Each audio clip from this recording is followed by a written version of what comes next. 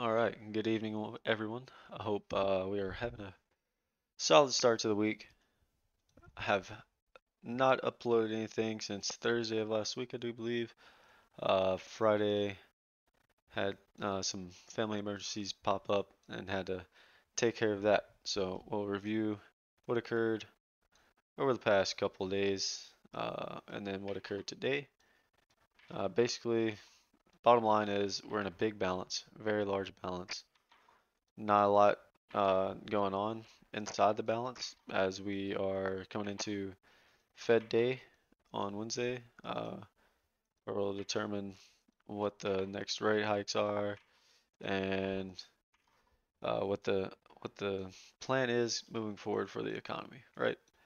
So all these destinations and everything that's occurred in the past several days doesn't really matter as once that number comes out or once the Fed comes out and you know give their guidance, we're liable to come out of the large balance that we're trading in from the December 5th's high up here at 4,055.50 to November 17th's low is what we'll use as our balance low at 39,1375. So a relatively large balance we're trading inside of.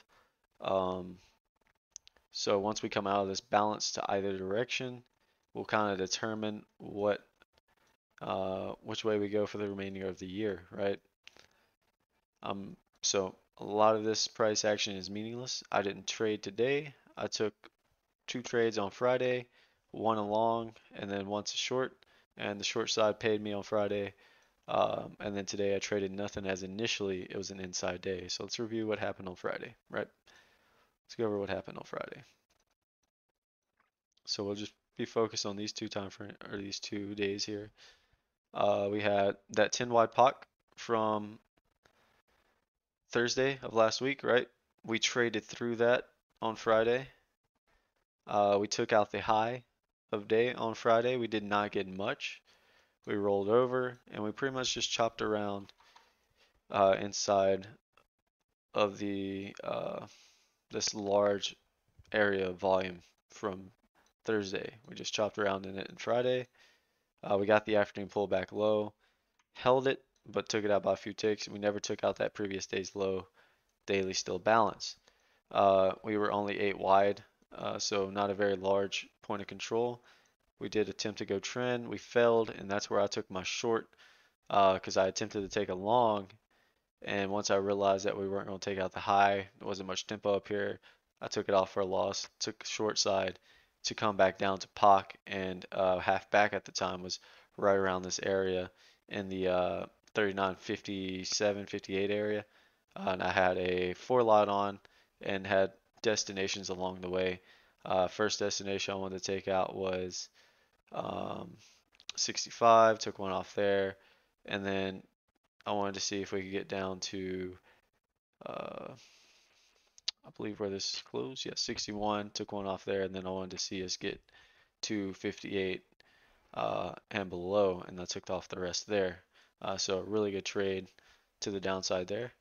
And then later in the day, M period kind of puked it up, took out that low of day, but not by a whole lot. 34.75 is the low of that day, so we'll just go ahead and adjust this to 34.75, low of day from the 9th. And then we come into the trading day today, essentially holding in balance, right? Just trading in balance, trading in range. We go out today with a triple distribution. We have this distribution here, B's high to today's low, and then from D period's low to what's that? H H is high, and then from that point forward, it's M's range is the upper distribution right up here. From M's high to M's low will be that upper distribution. So we go out with one, two, three sets of single prints trend day up, but not a lot as far as coming out of this balance. You could use the 6 high as your balance high and then the 17th low as your balance low, but for me, I'm giving us a little bit wider range. 40, 55, 50 to that 39, 13, 75 is my range. We're just trading inside that. We later in the day, short covering I think is all this was. I believe Paul said that too. I believe this is just short covering before we come into the Fed day. So bids just kind of hitting the market, pushing this thing up as well as anybody that was willing to buy using MGI. So all we got today with 3 sets of single prints, an afternoon pullback low, which I'll mark all these here in a second, then we'll go over the big boys. Try to keep this video relatively short if I can. We'll get rid of all these lettering real quick. So today's high at 92.75.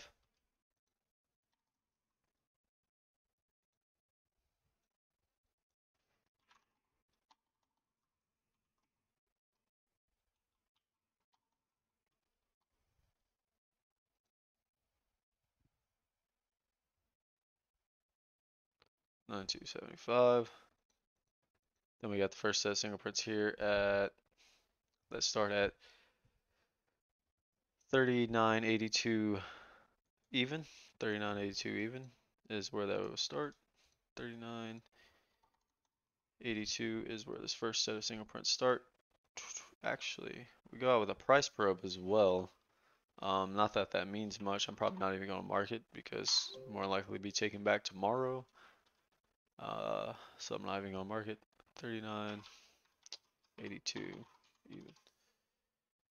Oh, I'm tripping. Where single print starts. So if we pull back, we can look for buyers in this area. They get filled at K's high, which is 72.25. 72.25.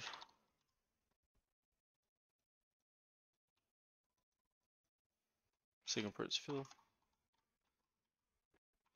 So in this whole region here, we should find a bid in this area. We should find people with resident bids. If there's enough supply, then we'll fill it. And you'll look to find an initial bounce at 72.25, maybe for a few points. If there's heavier supply, you'll look to fill this next set of single prints, which I'm about to mark. Here at the low, 70.75 is where the next set start. Single print start, 12, 12. Then their supply begins to run out, then you could also look to buy against this area at 65.50.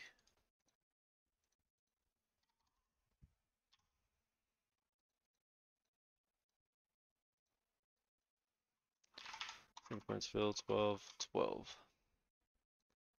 All right, and then we have an afternoon pullback low in H period.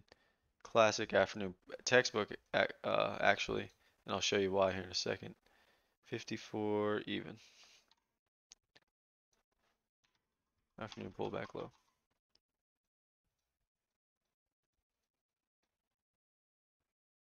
All right. The reason it's a textbook afternoon pullback low is because if you look here, we have a set of single prints, not very large, but they are a set of single prints here and here. Start at 52. Single print start 12, 12.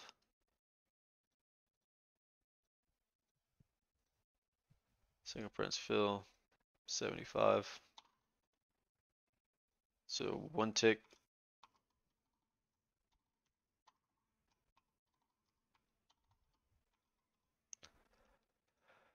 Twelve, 12. Sorry about that.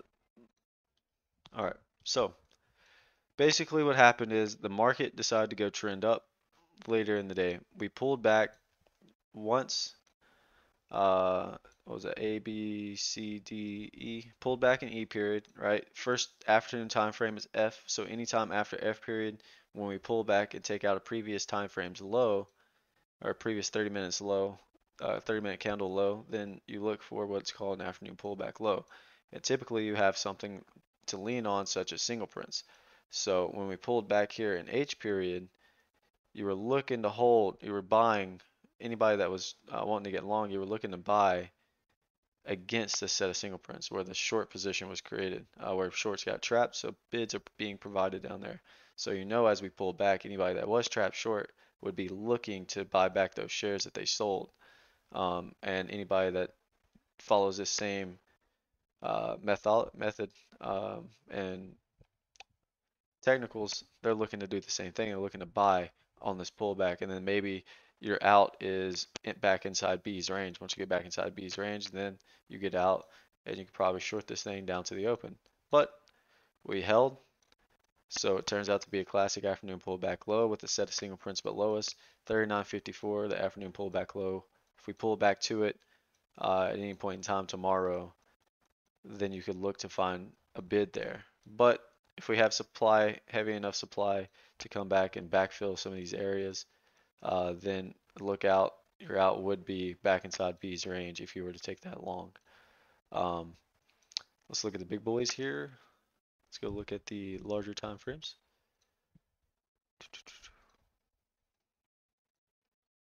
And I'll show you that we're in nothing but a monthly balance. Monthly, still in a very large balance, right? Still in that very large balance. We never took out September's high. So that's what we're looking to do here in December, is to take out that high. Weekly, in a large balance.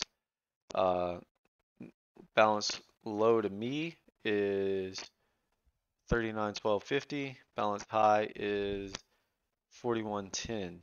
All right, daily in a balance. We're in a very large balance. I believe 39.1250. Once again, that number hits again. It's that weekly low, that daily low as well. So balance area here, and then balance high is here, right? So we're in just a large balance. 200-day moving average is above us at 4,038. 50-day moving average is below us as well. Don't believe this is adjusted to RTH, and I'm still on the December contract, so I haven't rolled over yet. I will look to roll over sometime soon. But yeah, we got the 200-day moving average right above us at 40.27, and then the 50-day moving average right where the single prints or the gap, excuse me, the gap starts from that low day at 70. So if the market likes what it hears, then you look to find acceptance above the 200-day moving average and then take out September's high. If the market doesn't like what they have to hear, then you look to roll over, take out the 50-day moving average, and possibly fill the gap, right? So those are the two scenarios going forward. So I kind of say none of these intraday areas or targets kind of matter, as once that stuff comes out, algos are going to go crazy, and we're just going to have a massive range. That being said, ladies and gentlemen, stay safe. Have a good day. We'll catch you in the next one. See ya.